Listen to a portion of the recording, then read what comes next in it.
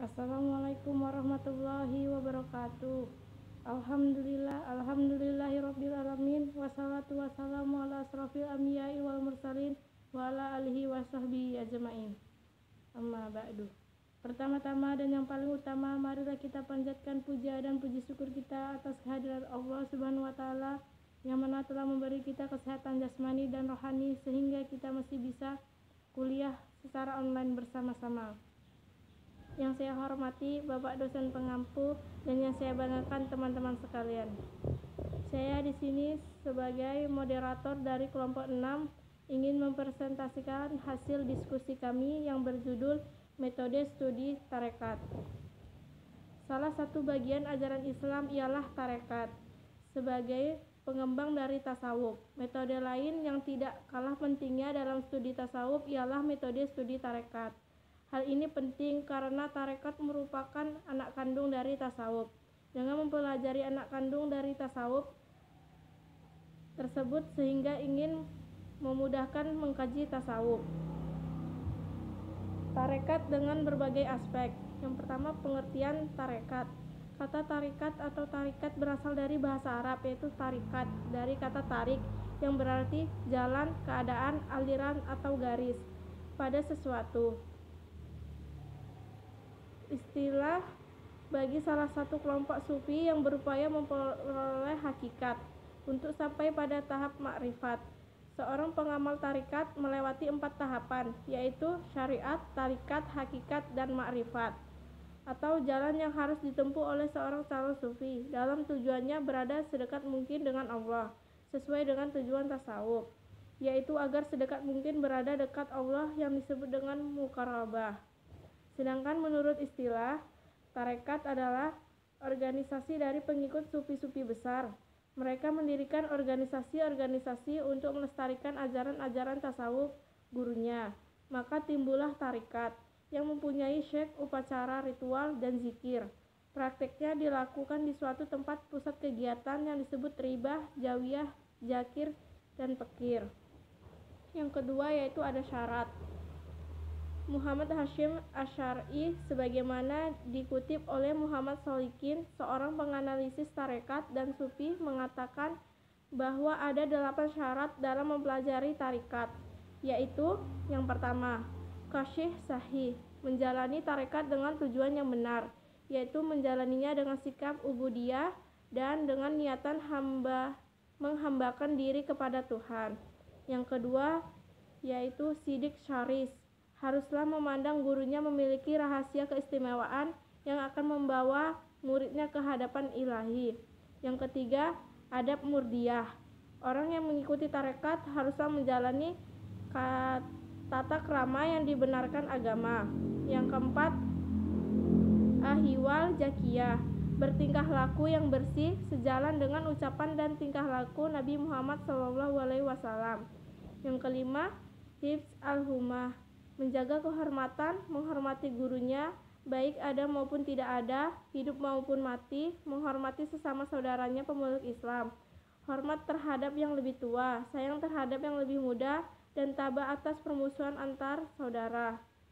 Yang keenam, husn al-hidmah, mereka yang mempelajari tarekat haruslah mempertinggi pelayanan kepada guru, sesama, dan Allah Subhanahu wa ta'ala dalam rangka menaati segala perintahnya dan menjauhi segala larangannya. Yang ketujuh, raf al-himmah, orang yang masuk tarekat haruslah membersihkan niat hatinya, yaitu mencari kasas atau pengetahuan khusus dari Allah, bukan untuk mencapai duniawi. Yang ke-8, nufud al-azimah, orang yang mempelajari tarekat haruslah menjaga tekad dan tujuan demi meraih makrifat kasas tentang Allah. Yang ketiga yaitu objek kajian. Gambaran tentang tarekat di atas secara tidak langsung menggambarkan objek kajian tarekat yang berpusat pada 2 hal, yaitu metode atau jalan yang harus ditempuh dalam upaya penyucian diri. Di sini yang dikaji ialah praktek tarekat dan organisasi tarekat. Kemudian dikaji kata-kata kunci dalam dunia tarekat seperti musyrid, murid, zikir, suluk, dan sebagainya. Sebagai term-term tersebut sudah dikaji dalam tasawuf, Tetapi tarekat mengkajinya secara metodis praktis sekaligus, tidak hanya sekedar metodis saja.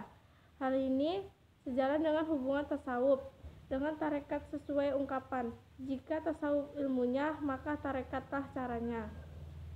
Itulah yang bisa saya sampaikan, dan selanjutnya yaitu materinya akan dibawakan oleh teman saya. Terima kasih.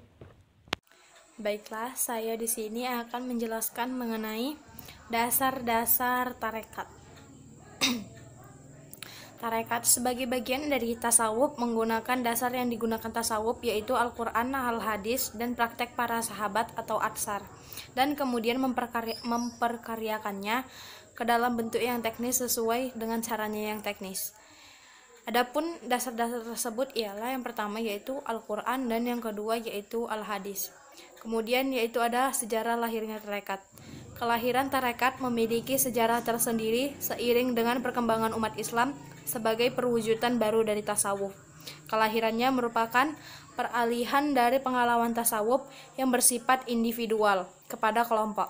Seperti tasawuf, pengalaman itu merupakan respon para ulama terhadap para kehidupan sebagai sahabat yang mulia mencintai dunia sehingga melalaikan Tuhan. Reaksi terhadap fenomena tersebut muncullah kelompok-kelompok atau taifah yang berupaya mengingat Allah dengan zikir secara bersama-sama. Taifah ini kemudian menjadi kelompok tersendiri dengan jumlah yang lebih besar. Kelompok ini terus mengadakan aktivitas zikir dan penyucian jiwanya sehingga memunculkan beberapa pengalaman spiritual atau kibroh. Pengalaman ini kemudian dilembagakan menjadi sebuah sistem ajaran, dan sistem ajaran ini kelak yang membedakan satu tarekat dengan yang lainnya. Tarekat ini berkembang biak tidak terlepas dari peran murid dan sistem pembinaan anggota.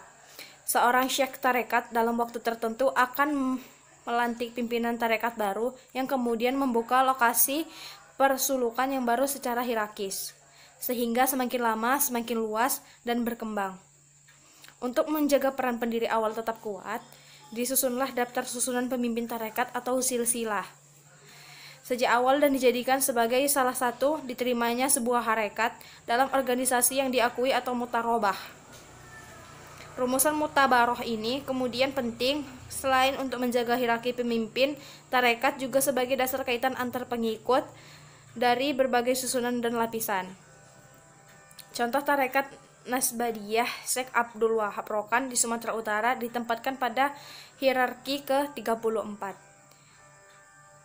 Adapun yaitu tujuan tarekat secara umum dengan tujuan tasawuf, yaitu bagaimana agar seorang salik atau pengamal tarekat berada semakin dekat dengan Allah Subhanahu wa taala sehingga seorang salik merasa senantiasa dalam pengawasan Allah yang dikenal di kalangan tarekat dan juga tasawuf dengan istilah uraqobah. Kondisi ini merupakan realisasi dari ihsan sebagai salah satu inti ajaran Islam bernama iman dan Islam. Jika iman ialah keyakinan akan keberadaan Allah dengan segala yang terutang, dan rukun iman ada 6, sedangkan Islam ialah menjalankan segala perintah Allah dan menjauhi segala larangan Allah Subhanahu wa taala.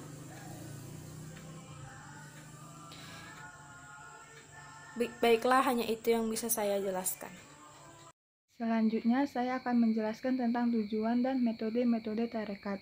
Tujuan dalam tarekat adalah bagaimana seseorang itu agar dia sedekat mungkin dengan Allah, agar dia merasa senantiasa selalu dalam pengawasan Allah.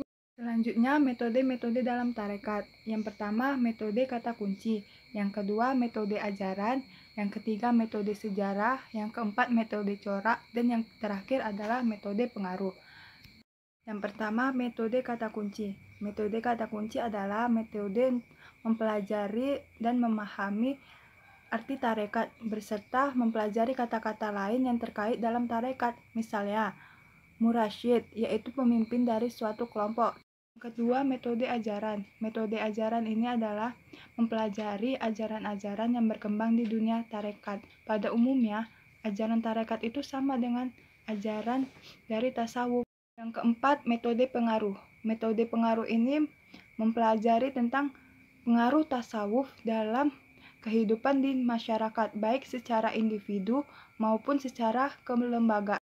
Yang ketiga itu adalah metode sejarah. Dalam metode ini terdapat 5 pertanyaan, yaitu what? Apa tarekat tersebut? Yang kedua, who?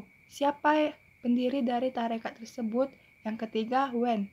Kapan tarekat itu berkembang? Yang keempat, where? Di mana tarekat itu berkembang? Dan yang terakhir, why? Bagaimana tarekat itu berkembang? Tujuan metode ini adalah untuk mengetahui seberapa besar perkembangan metode tarekat dalam kehidupan bermasyarakat. Yang terakhir adalah metode corak.